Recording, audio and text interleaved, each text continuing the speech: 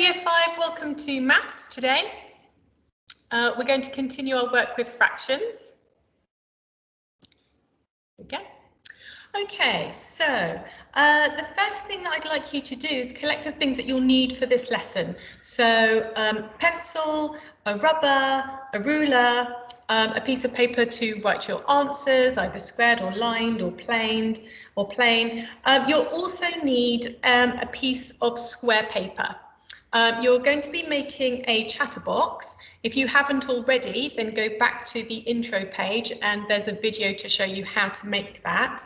It's best that you have a piece of paper that might be 20 centimetres long or at the very least 10 centimetres long. You will also need a set of items. Now, if you're at school, I'd give you 20 counters, but you probably don't have that at home. So if you could collect 20 Lego pieces or pack some small stones or shells or marbles. If you don't have that, then you can scrunch tiny pieces of paper into a small ball. So please press pause, ask an adult to help, and then come back when you're ready. Okay, welcome back. So I hope you found a place where you can concentrate away from any distractions, and let's begin.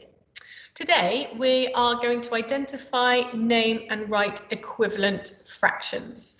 I hope you can remember what we covered on Friday. Can you please complete the do now, and when you've finished, come back and we'll mark that together. Okay, welcome back. Let's take a look at the answers.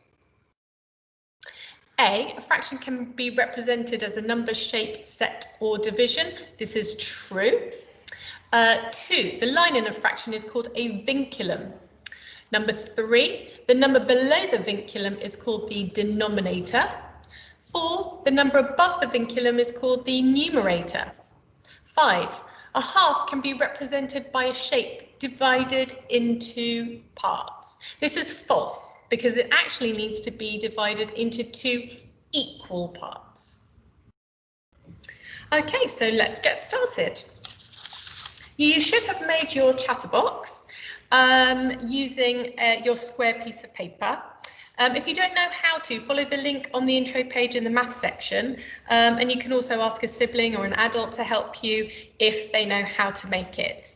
Once you've finished making it, please come back and press play. So, how did you get on then? Can you hold them up so I can see? Fantastic. Yeah, when I was your age, I actually used to make these as well, and I used to write things under the flaps and play games. And of course, there are lots of children in my classes that I've taught who used to make them, so I'm sure that some of you are real experts. Okay, so let's take a look. We're going to put our maths caps on. Can you work out what the fraction of each triangle represents? Okay, we're going to work out the fraction for each triangle, but first let's start with this square. So can you see the green square? What fraction of the whole square does this smaller green square represent? Tell me. Yeah, well done. It represents 1/4. So I want you to picture the large square divided into 4 equal parts. What about this smaller square? What do you think? Try and picture the whole square divided into smaller squares of this size, the pink one. How many would there be on the top row? Tell me. Good. And we have 4 columns, so that's 4 going across and 4 down. That would make 16 in total. Therefore, this would be 1/16. Now, let's think about those triangles. You can see that the triangle is half of the smallest square. Therefore, we're going to have more than 16 squares. We could do some counting, so we could count them individually. But I know that if 1 square equals 2 triangles, and we had 16 squares, what would we have to do? Yeah, we could multiply 16 by 2, which would give us 32. Oop. So, how would we say that? 1/32th? 1/32? 1/32nd? Well, normally we use ordinal numbers when we're naming fractions. So, first, second, third, fourth, fifth, sixth, seventh. Though it's not really important how we say it, but what is important is that we've identified that the whole square has now been divided into 32 equal parts, and that we are talking about one of those parts. So that purple triangle is 1/32nd of the whole square. Okay, let's take a look at this one. What other fractions can you see? Press pause and then come back when you're ready to share. Okay, shall we take a look at some together?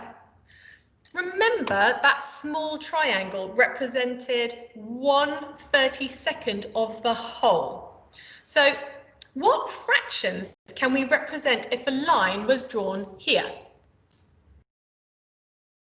Yeah, absolutely. 1/2. Great. Now, each of those two equal parts represents 1/2. With the extra line drawn on from previous folding, we can see that some fractions, that we could say are equivalent to 1/2. Can you see all the folds? So, in each of those halves, there are how many triangles? 1, 2, 3, 4. 16, that's right. So there are it is 16 30-seconds.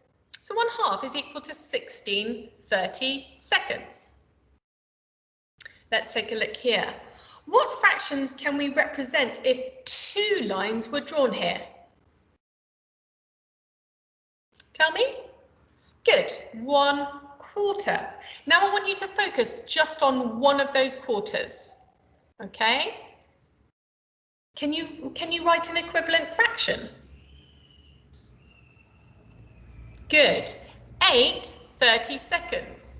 Well done. But it doesn't stop there. So, what are we representing now? If 1/2 is equivalent to how many quarters? How many quarters are there in 1/2? Good, 2 quarters. Then what would be the equivalent 30-seconds? Press pause to quickly work that out. So what did you get? We know that if 1/4 equals 8 30-seconds, then 2 quarters equals, good, 16 30-seconds. Well done. Right, what are we representing now? Tell me. 8, absolutely. The whole has been divided into 8 equal parts. So again, let's focus on one of those equal parts. What's it equivalent to?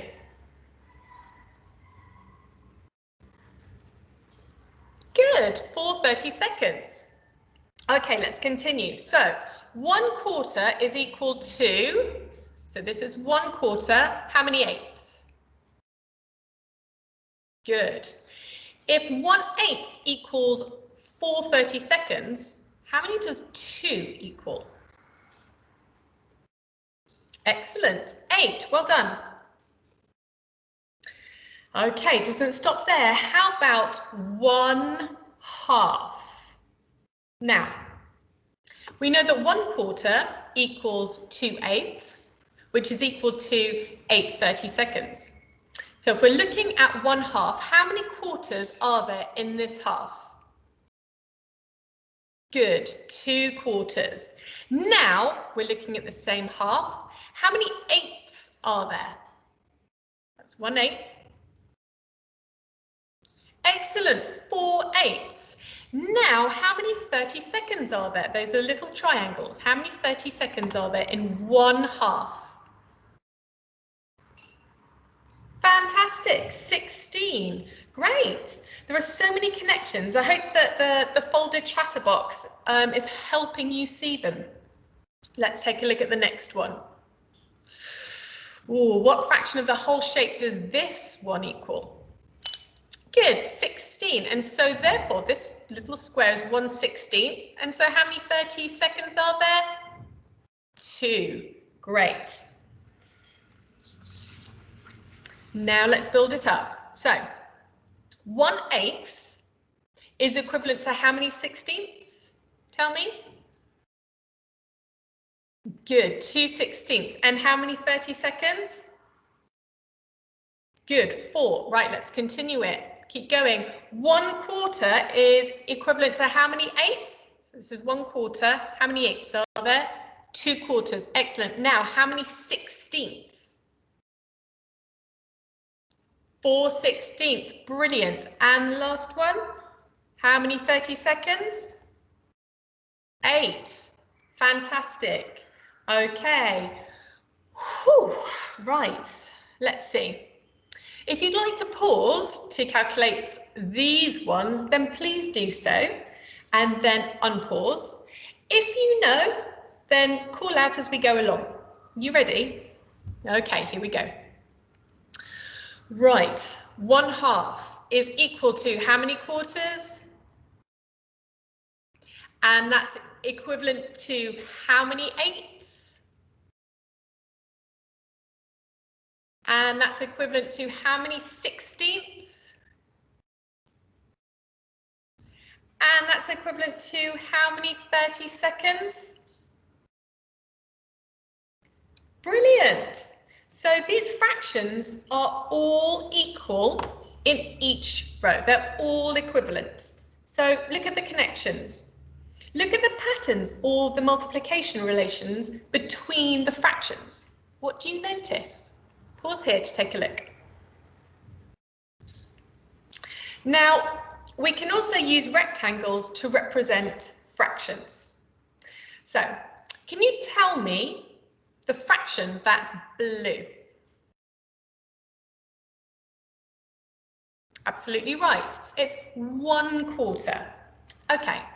What about the dark blue? Can you tell me what fraction 1 equal part is? 1 equal part. Excellent, 1/8. So therefore, 2 equal parts is equivalent to 2/8. You're right. And I can see here that 1/4 is the equivalent of 2/8. Okay. What about now? What about this row? What can you tell me about 1/4 and 2/8 and the yellow part of this rectangle? Yeah, but they're equivalent. What does one tiny square represent? Tell me. 1/16. Brilliant. So 1/4 is equivalent to 2/8 and how many 16ths? 4. You're absolutely right. Now, the amount of the whole is the same. You can see that the entire rectangle, they're all exactly the same. It's just the different number of equal parts are shaded because each rectangle got smaller and smaller equal parts. Right, your next task is for you to have a go. I'd like you to write down the fractions represented for the 3 rectangles below. Press pause and then when you're ready, come back to check. So these 3 fractions are equal. They all represent the same proportion of the whole rectangle. So you can see that 1/3 of the rectangle is green right at the top. You can see that 2/6 of the pink rectangle is represented. And you can see that the 4 purple squares, they're representing 4/12. And all of these fractions are equal. 1/3 equals 2/6 equals 4/12. Okay, let's try another one. Look at these rectangles and write down the fractions represented. Press pause and then come back when you're ready to check. So let's take a look. The amount of each fraction shaded is the same across all 3 rectangles. So you can see that the green represents 1/5 of the whole rectangle. You can see that 2/10 is represented by the pink rectangles. And you can see that 4/20 is represented by the purple rectangles. The fractions are equal, the difference is just the total number of equal parts. Now, how can I represent 1/4? Now, this is going to link into your independent task, so I'd like you to pay really close attention and think very carefully. In a minute, I'm going to ask you to pause the video to have a think, and you can use some of the balls, the paper balls that you created, or perhaps the marbles or the Lego pieces that you previously prepared. I'd like you to present 1/4 using your items. When you've finished, come back and press play when you're ready. Welcome back.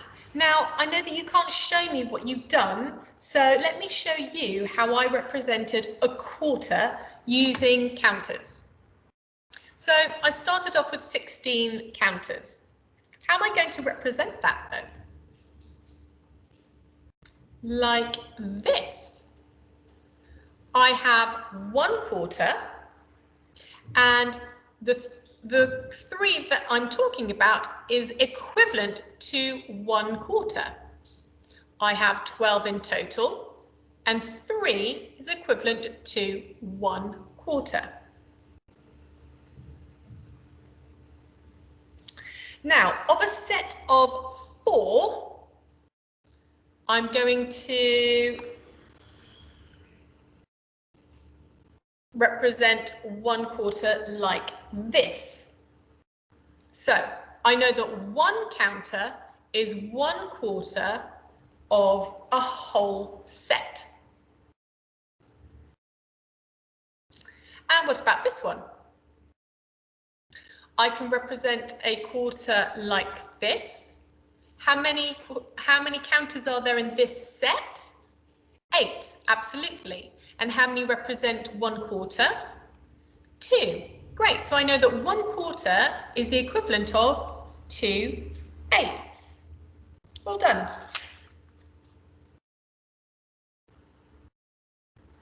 Now, the most I had in the last slide was 12 counters, but what if I have this many? How many counters do I have in total? 16, you're right. And how many am I talking about?